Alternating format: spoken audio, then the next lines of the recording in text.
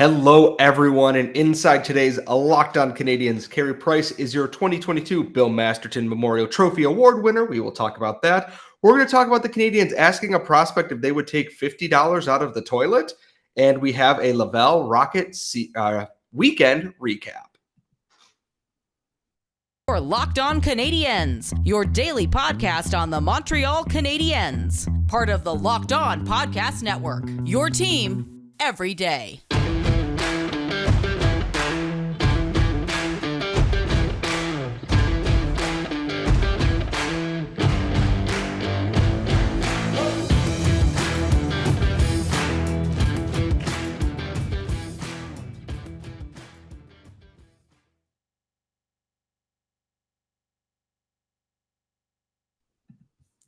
Hello, everyone, and welcome to episode 630 of Locked On Canadiens. And today's episode is brought to you by BetOnline.net. BetOnline has you covered this season with more props, odds, and lines than ever before. BetOnline, where the game starts. And as always, thank you for making us your first listen or your first watch of the day.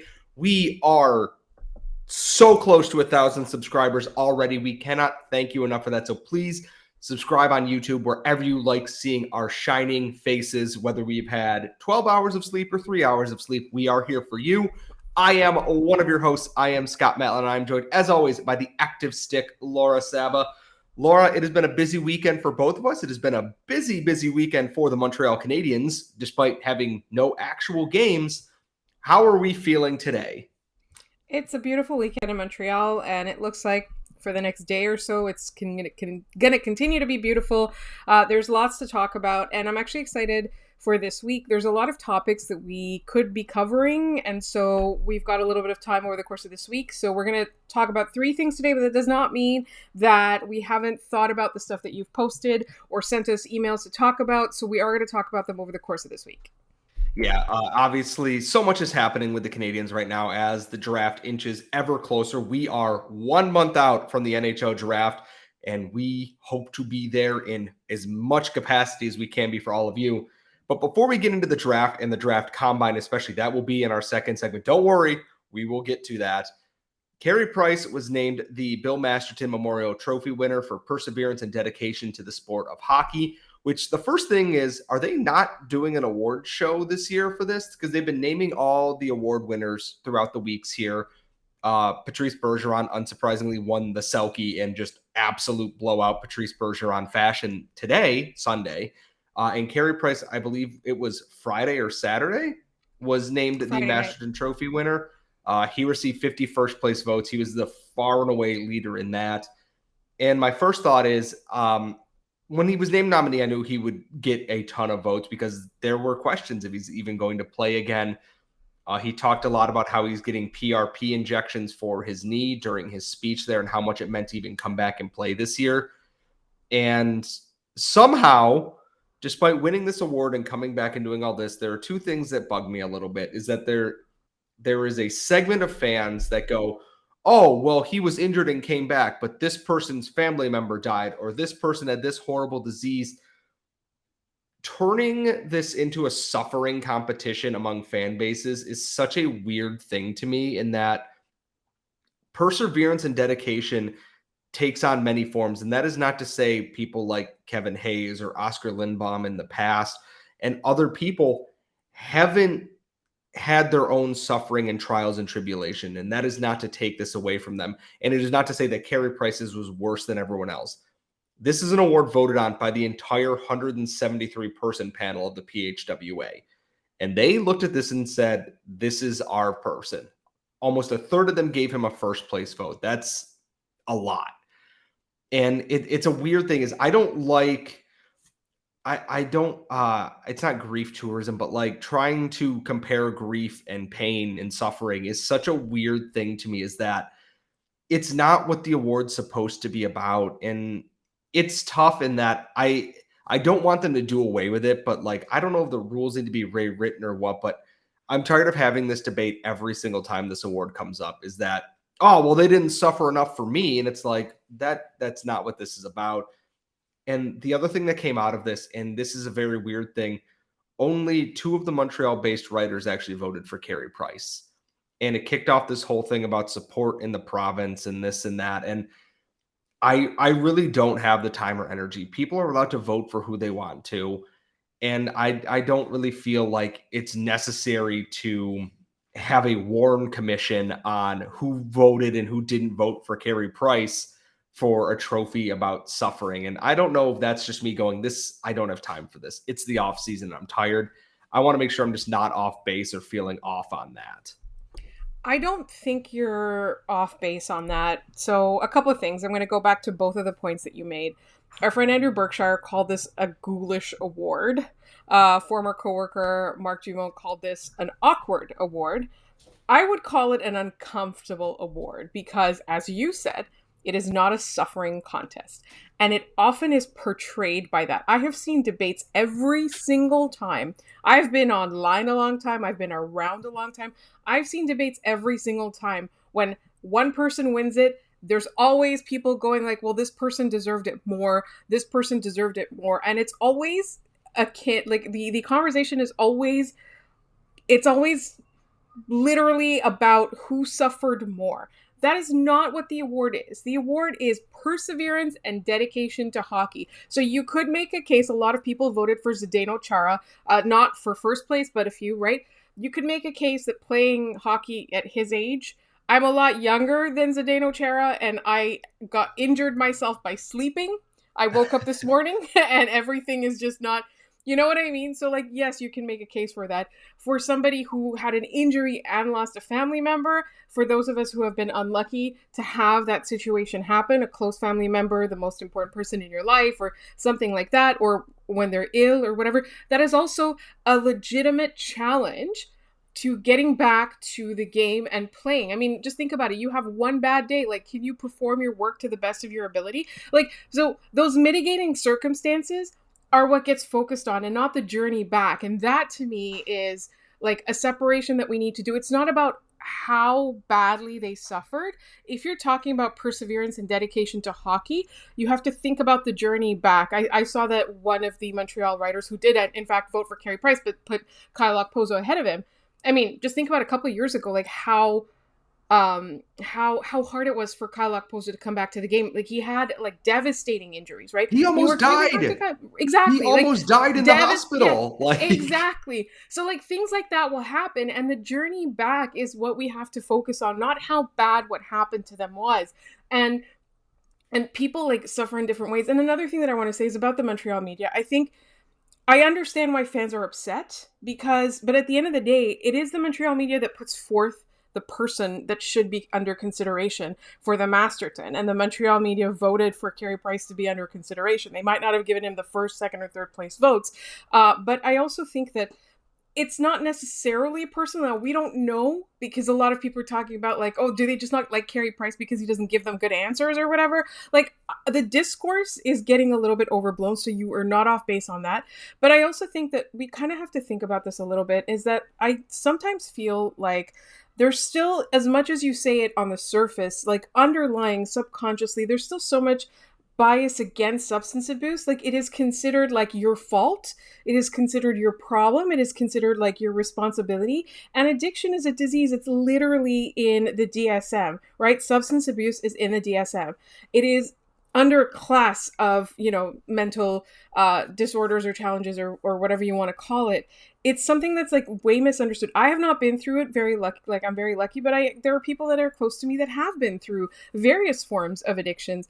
And it truly is something that is so hard to come back from. It is so hard to overcome. It's something that like when you're in recovery, you're doing this for the rest of your life. You're literally in recovery for the rest of your life. Just think about how hard that must be. And so I think the fact that people just throw the personal responsibility onto the person. So for me, what I think is like, no, you are not off base and saying like this discussion is way overblown. But at the same time, when people are doing those votes and thinking about that, I wonder if they need to examine their subconscious biases as well, and just think about that. Because again, like you hear hear it all the time. You hear things like it's just misunderstood. People talk about addiction being your fault, and people talk about addiction being something you can control, a choice that you're making. They say that about eating disorders. They say that about suicide. They say that about a lot of things. And it's just about it. To me, it's a little bit of ignorance that they have not yet worked through. I don't know if that's what happened. I don't know if it's dislike for Carey Price. I don't know if they legitimately believe that these other people deserve the award more. Maybe they do. I don't know. I don't want to question their integrity, but I understand why fans are upset or disappointed or angry. But I also think that there's a reason, there might be a reason behind it that might be neither of the things we just said, right? Yeah, and to put a bow on this before we move on to our next segment is that 32 players were nominated, and every single one of them has some challenge that they overcame for this, and that among itself is commendable. And there are other players that weren't nominated that did the same thing. It is not a grief competition. It should not be a grief competition. And not to take a hard right turn out of that into something else, but the NHL Draft Combine was this weekend in Buffalo, and we have a lot to discuss there, and that's all coming up next. But first, I got to tell you about one of our new sponsors. It is a product I use every morning on my way to work. It is Athletic Greens. It helps my gut health, helps me get energy in the morning some days when I just don't want to go to work because the sun's out and shining, helps my immune system, and it's better than taking pills and vitamins every morning and trying to keep track of all of that. And you get 75 high-quality vitamins, minerals, whole food source superfoods, probiotics, and adaptogens to help start your day right. They've got over 7,000 five-star reviews. They're recommended by professional athletes, and they're trusted by medical health experts such as Tim Ferriss and Michael Gervais. And also, if you're like me and you're concerned about the environment, they are a climate-neutral certified company. And in 2020, Athletic Greens purchased carbon credits that support projects protecting the old-growth rainforest. And for every purchase, they donate to organizations helping to get nutritious food to kids in needs, including No Kid Hungry here in the United States. And in 2020, they donated over 1.2 million meals to kids. So right now, it is time to reclaim your health and arm your immune system with convenient daily nutrition. It is just one scoop in a cup of water every single day. That's it. No need for a million different pills or supplements to look after your health anymore. And to make it even easier, Athletic Greens is going to give you a free 1-year supply of immune-supporting vitamin D and 5 free travel packs with your first purchase. All you have to do is visit athleticgreens.com/NHL Network. Again, that is athleticgreens.com/NHL Network to take ownership over your health and pick up the ultimate daily nutritional insurance. And before we dive right into the draft combine here, we have an important favor to ask. We at Locked On, not just here at Locked On Canadiens, though we do love you very, very much. Yes, even you. They've put together a survey to help our listeners and our viewers improve your experience. And if you go to lockedonpodcast.com/survey, you can take the survey and you're going to be entered to win one of 10 $100 Ticketmaster gift cards. So please go take the survey. Help us to help you make this an even more enjoyable experience every single day. And that's lockedonpodcast.com/survey. Thank you so much for your help. All right, Laura, I'm going to ask you a question. No, do not take this as seriously as some people think. You walk into a bathroom at Peel Pub, and there is a $10 bill. I don't know if Canadian money is worth more than American money, but in whatever the more valuable currency is, there's a $10 bill sitting on this toilet. You go to reach and pick that up, and then you look in the toilet, and there is a $50 bill. Which bill are you taking? Okay, here's the question. So my answer is not the right answer, right? Like, I know that teams are looking for an answer. This is something. I personally walk out of the bathroom and then have hives. Like, I bathe myself in Purell. Even the thought of touching, like, I'm a germaphobe. It's well known. I think the answer is you reach for both. The answer is why not both? Now, the correct answer, I think, widely recognized when this question gets asked, is the $50 bill in the toilet bowl. I think that's what teams are expecting you to say. But nobody said in this question, I don't know if it was specified in the meetings, which one are you taking? Nobody said you can't take both. Why? Yeah. Well, okay. You know what? Okay, Laura has the actual right answer here. So if you're out of the loop on all of this and wondering why, after Friday's episode where we talked about sentient toilets, we're talking about taking money out of a toilet. The Draft Combine is a week-long Westminster Kennel Club show for teenagers and a bunch of old white dudes who work in hockey. In that they have player interviews, they ask them all manner of insane questions because that's what they like to do. This is fun for them in that it makes them question their critical thinking skills. Like one year it says, you've been locked in a room for your 3 doors ahead of you. One has like a boa constrictor in it. One has a lion that hasn't eaten in a year. Which door are you taking? And the answer is you take the lion wasn't eaten for a year because that lion is dead. It hasn't eaten for a year. This year, the Canadiens in their meeting, and I believe it was Kelly Odelius, if I'm mispronouncing that, I am very sorry, mentioned in his interview after the fitness testing that the Canadiens asked him, would you take $10 off the toilet seat or $50 out of the actual toilet? Would you like to suffer a little for a bigger reward? Or would you like to take an instant gratification here? And normally when these kind of things come up, you should just kind of laugh and go, ha, that's weird and funny, but okay, whatever. People took this question as like they're bullying teenagers and making them do gross things. And my thought is, I need all of you to stop what you're doing right now. It is a critical thinking question. They probably have a book this thick with questions that are meant to tease your brain. I've heard other stories of a player sat down in an interview, and because they didn't address someone properly, the interview was basically over at that point. The Canadiens asking a harmless question about if you would take $50 out of a toilet is like so far down the list of things that are not important that like, just get over it. It's not that serious. And if you're taking it seriously because of the team asking it and it being the Canadiens, I really have to ask you to reassess where your priorities are at in all of this. And the answer is one, you take the $50 and then you just wash your goddamn hands because you're an adult and we live in a society where you should wash your hands when you go in and out of the bathroom. Why wouldn't you take the $50? Like, and it's funny. I have an actual thing. Carly's in the other room. She says she takes the $50. I wash my hands and the money and deposit it or change it for clean money. That's not money laundering, is it? Like, well, it depends if you're being technical or if you're talking about the law.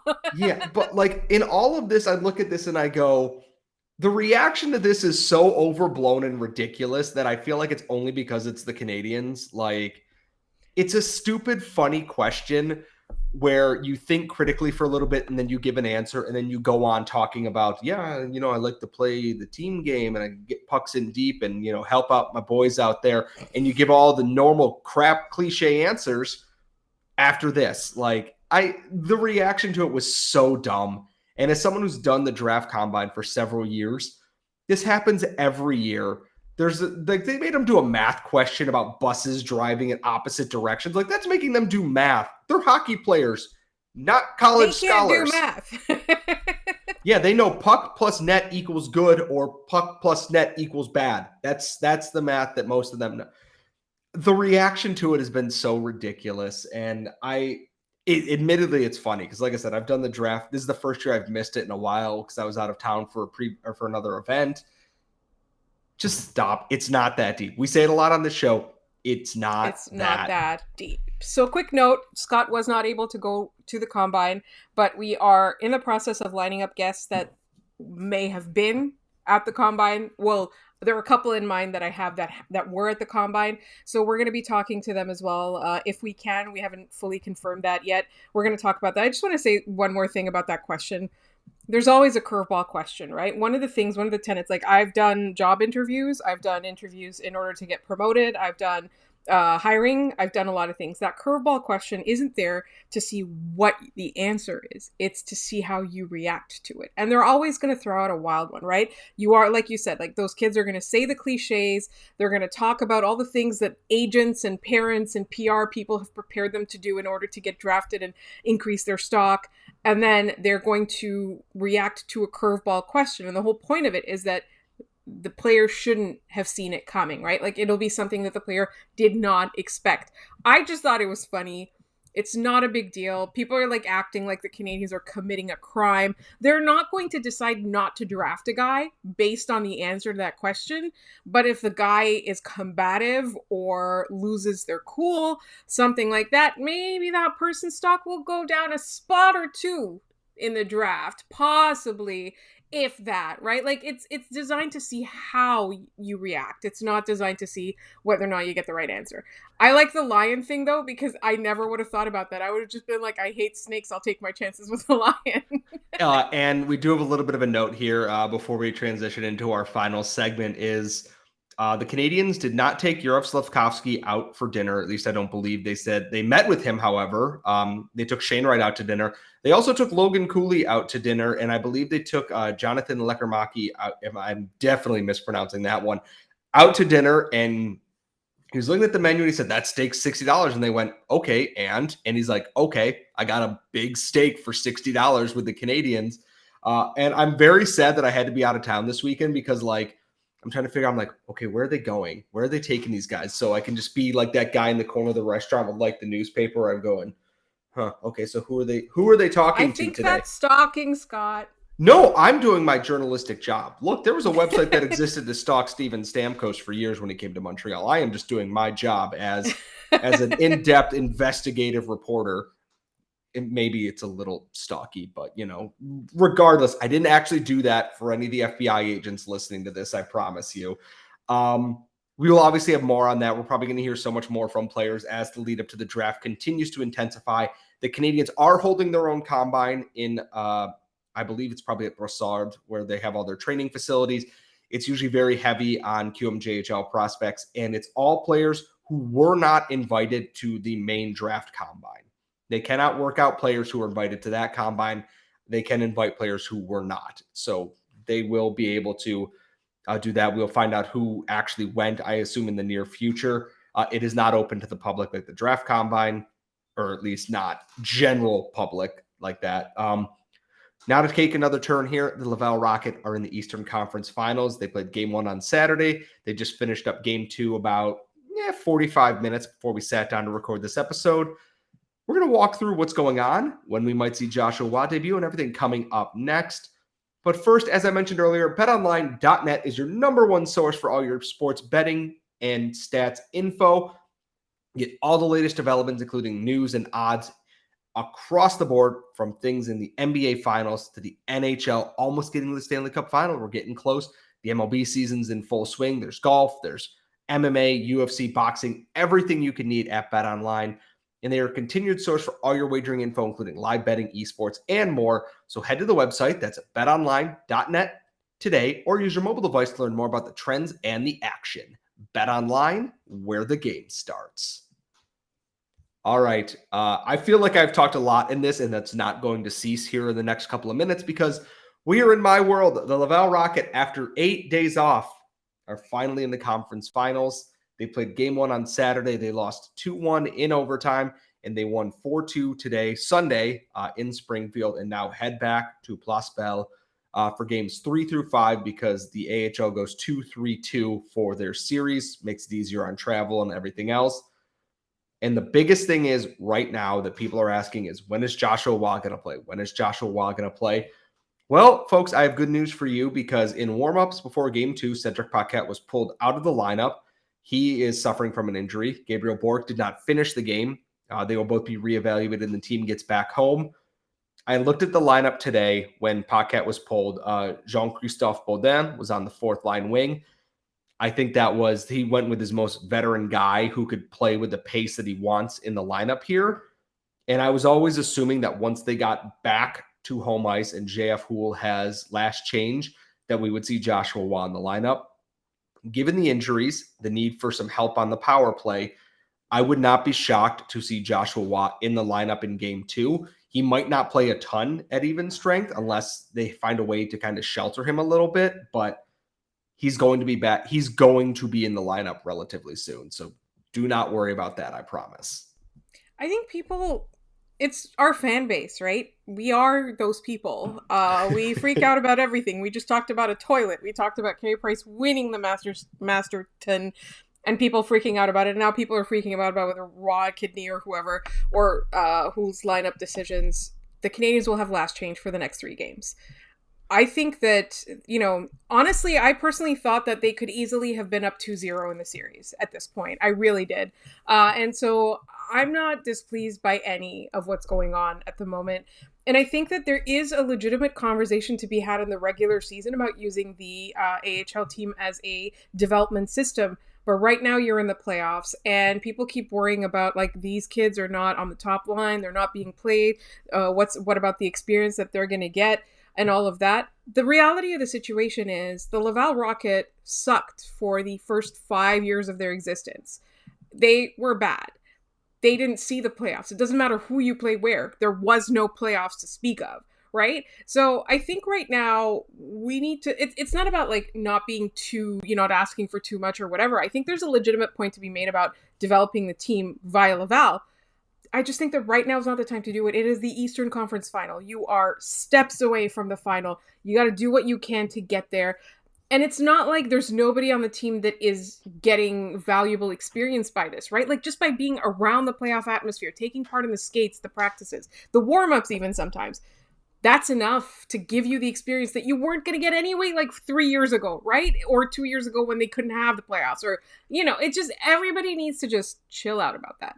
And I look at the game today, which they won 4-2. It was a strong performance. Jesse Alonen had 3 points. He had a goal and 2 assists. Raphael Harvey-Pinard got himself off the schneid, scored a big goal. And Caden Primo has been the team MVP. People talk that, there's not enough prospects, that this run doesn't really mean anything. Who cares if they win or lose? Building a winning culture is still important. Like, they're a very good team. I did Habs Minded with Jared Book last week before the series began, and we talked a little bit about how Chicago has built a winning culture there, prospects or not. They expect to win. And if you're the Montreal Canadiens and all you do is win, you should expect that of teams at every level here. Yes, there aren't a ton of prospects right now. That's just because all the picks that Bergevin and Timmins and them made before they were fired have not yet come to roost. You give it till next year and the year after that, and they're going to have more than they know what to do with at this point. And you got to find that balance. It's also the playoffs. You play to win the games. You don't change a winning lineup because your hot shot prospect who hasn't played a professional game, his team got eliminated in the QMJHL playoffs. Do I want to see Joshua Watton? Yes. Yes, I do. He's going to be a fantastic add when he gets in the lineup. But I understand why JF Houle has handled the lineup the way that he has. Caden Primo's been great. They need a little bit of work defensively. This series has been very different in that it's kind of a combination of both the Rochester and the Syracuse series. It's physical. It's kind of a grinding pace, but then it has end-to-end action. And trying to find a balance between the gameplay style hasn't clicked yet. The Rocket offensively have found what they need to do to push them back, but now they've got to work defensively. Caden Primo's been great. But you don't always want to rely on the goalie because then you become the Michel Therrien era Canadiens.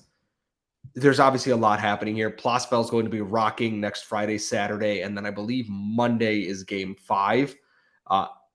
They're going to put Springfield to shame. Donick Martel, after game 1 it was quiet compared to what we're used to at home and even in Rochester. They're ready. And Why can't we enjoy nice things? You just said it. Plasbel's going to be rocking. Why can't we just have the fun? Let's just have the fun.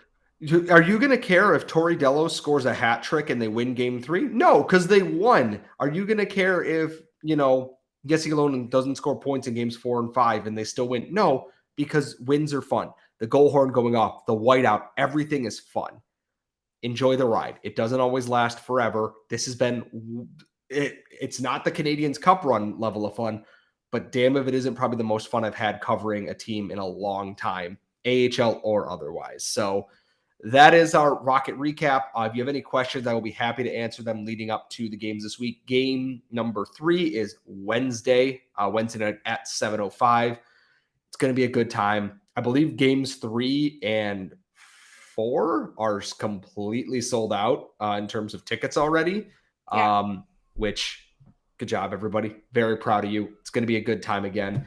And that's actually going to kind of wrap up our show. And if you enjoyed listening to us here at Locked On Canadiens, please check out Locked On NHL. They're going to have all the news you need from the playoffs Habs versus Oilers, Rangers, Bolts, other draft nonsense, everything else going on. You can follow us on Twitter at @LO_Canadiens. You can subscribe to us on YouTube. Help us hit 1,000 subscribers. Please, please, please. Thank you in advance. Follow Laura at The Active Stick. Follow myself at Scott Matla. We will see you all next time.